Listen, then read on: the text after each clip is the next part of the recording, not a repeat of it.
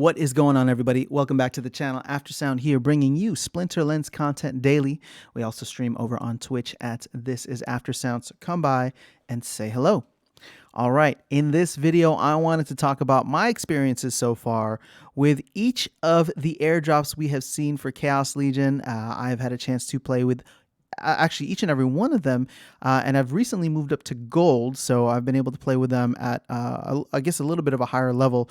I guess I haven't played with all of them at silver, but they really make the most sense for me at gold, or at least that's where they shine.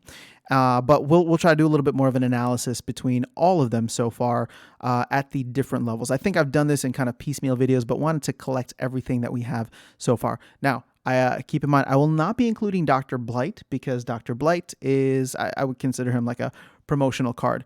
So what we have is our neutral, and we have one for each splinter, and I believe we're going to have more neutrals and a neutral and a dragon monster that'll be coming next for 7 and 8. But that is outside the scope of this video, and we do not have any details on that at the moment. So let's go ahead and actually, you know what? Let's go to the actual card page. Okay. So, fire, we have Grum, we have Eyes of the Fanged, and we have Uriel for life, Lira the Dark for death, and then I missed someone. Oh, and then Bhakjira. Okay, so these 5, 1, 2, 3, 4, 5. I wasn't planning to rank them, but I guess I can. By far, the best out of these that I have played with so far is Bhakjira. No doubt. No doubt. Now, again, I'm playing with him in gold, so I get the ever so valuable self-heal, right? Which, again, you don't get in bronze or silver.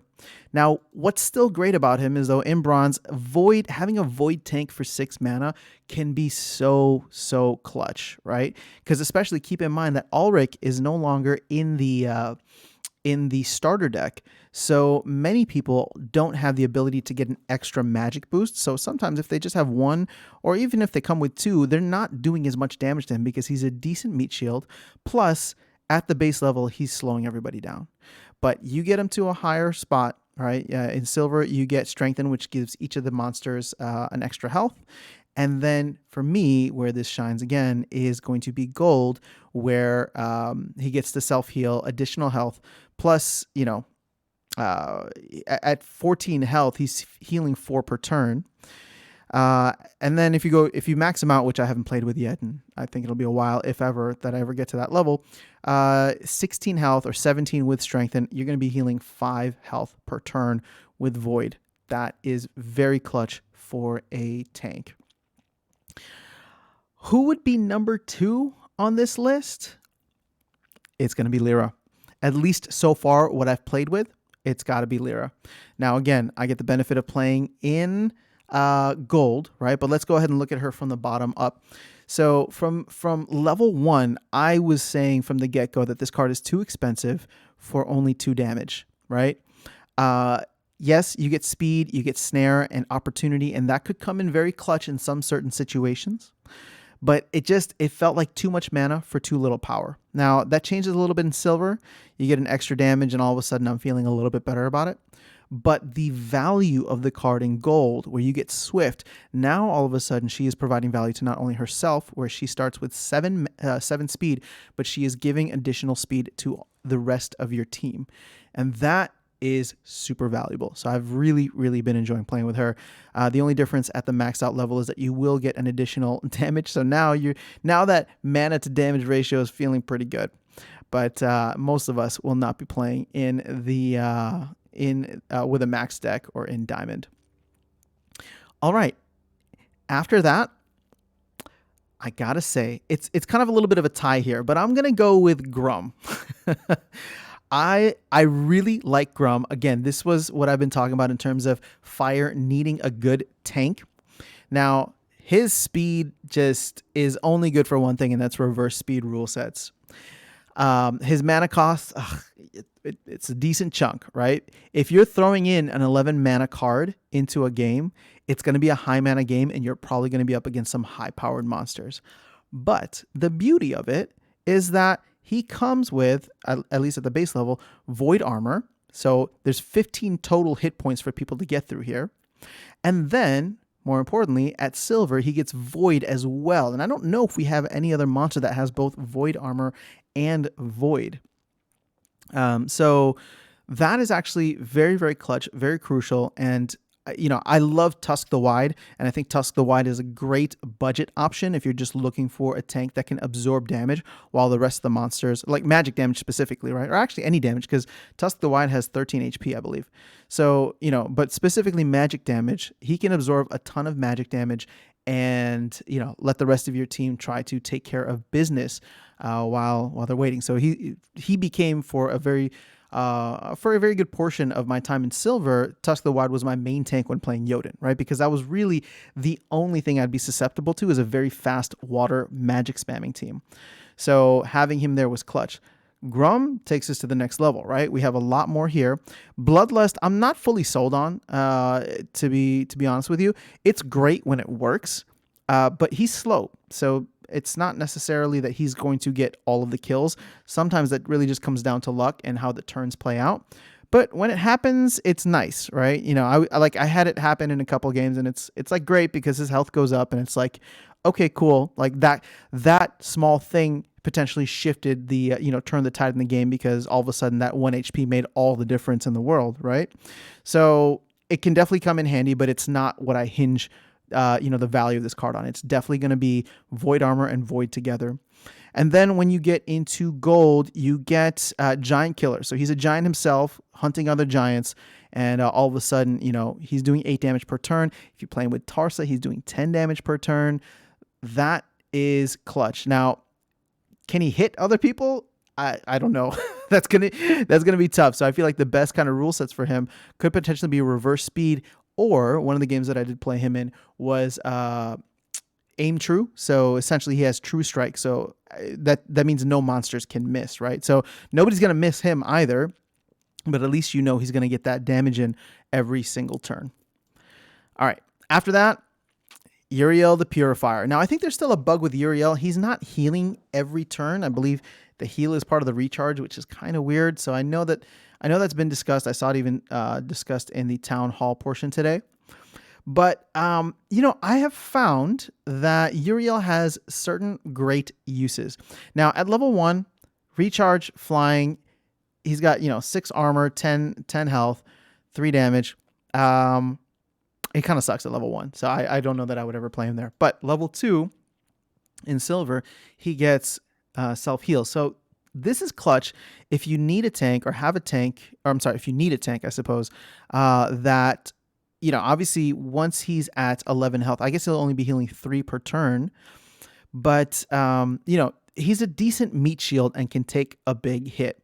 And then I have him at level 3, which is silver. So now he's dealing 12 damage instead of 9 damage.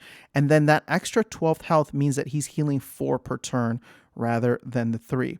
So he's come in very handy in certain games. There was one that I played earlier today where it was, what is that called? It was Equalizer. So everybody started with the same health. I took a chance. I threw Uriel in there, meaning that everybody else got 12 health because he was essentially the highest.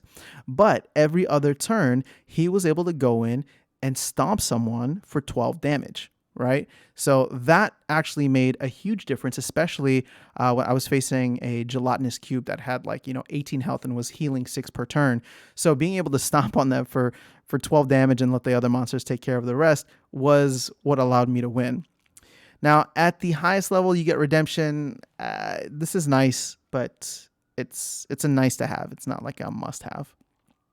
So where do I use Uriel a lot? If I have, so this is actually one of the most times that I've used Uriel is actually when I have, what's that called? Back to basics, and monsters lose all of their abilities. Then he doesn't have recharge anymore. So he is a 11 mana tank that's attacking every turn for 4 damage with a speed of 3 and a decent meat shield. So if it's a back to basics, I actually love throwing him in there, because then he's attacking every turn and acting like a normal monster. He doesn't have heal, but none of the other monsters have any abilities either. So it takes a while for the other folks to get past him. And when you pair him with someone like General Sloan, it allows you to play more ranged monsters, which, whenever there's back to basics, people most of the time will play some kind of magic spam. That's the safest thing to do. But when you have a decent, tank like this, you can throw some of your higher attacking ranged monsters that'll be buffed up by General Sloan. So that has made sense for me, and it's been decent so far. I've won a couple games with Uriel. So that leaves Isa the Fanged, and I really didn't want to put her last, but I just haven't had the kind of success with her that I was hoping I would. Now I will continue playing with her because I obviously enjoy. I enjoy discovering the new game metas and all that. But there's a couple things here that really set this off for me in a bad way, right? So at the base level, 4 mana, 1 damage, it's okay. You're doing sneak, which is fine, and you have a good speed. You also get scavenge, which is actually somewhat clutch, and I like it. Here's the thing, though. She's not really, actually, she doesn't at all synergize with Obsidian. If you have someone like Prince Renan, yeah, that makes a total, that makes total sense, because there's a ranged buff on there. But with Obsidian, which is the main summoner that I'm playing with for Earth, it just hasn't made as much sense, right? Now you go up to silver, you get that second damage that feels nice. Gold, and again, I thought this would be better, but I don't know, maybe the RNG is just not on my side. She's supposed to be able to stun, or at least have a chance of stunning, and I feel like she's never hit it. Or the only time she hits stun is when she actually kills the monster, and then it's a little late. It's like putting poison on a monster that you just killed. So again, not my favorite card. I guess it's definitely at the bottom of the list for me now. But again, that kind of goes in my collection. If you have Prince Renan, you're probably feeling very, very differently about this card, because the speed, the damage, and the ability to stun are fantastic. Also, the other thing with Scavenger at this level is, or actually at any level, is it's, ranged monsters can't attack in the front. So if you put her towards the back so that she can benefit from all the other monsters dying before her, once she gets to the front, she can't do anything unless it's, ranged monsters can fire from the front. I forgot what the name of the rule set is. The other thing, or the other time I've tried to play her with some success, and sometimes it just doesn't work out. But if I throw, for example, Dr. Blight at the back, then I will want someone like her in front. So she is gaining all this health, and she becomes essentially a meat shield for Dr. Blight to finish out the job while he's still in camouflage mode, right? Those are some of the ways that I've played Isa. It's been more miss than hit, and so that's kind of why I'm placing her last. So I guess there you have it. Bhakjira at the 1, Lira at the 2, Grum at 3, Uriel at 4, and Isa at 5. I would love to hear your rankings. So let me know down in the comments below how they are playing out for you. If I had to include Dr. Blight would be an easy number 1. This guy is totally broken at gold, because he gets scavenge as well, and he's usually at the back. So he's winning games for me single-handedly. And just, coming in the clutch. But we're not including him here. So let me know what your rankings are for just these 5. Would love to hear your thoughts if you've played with them, what level you're playing with them at. And that'll be a good way to continue the discussion. All right, guys, have an amazing rest of your day. I will see you around the game, and I will catch you all in the next video. Take care.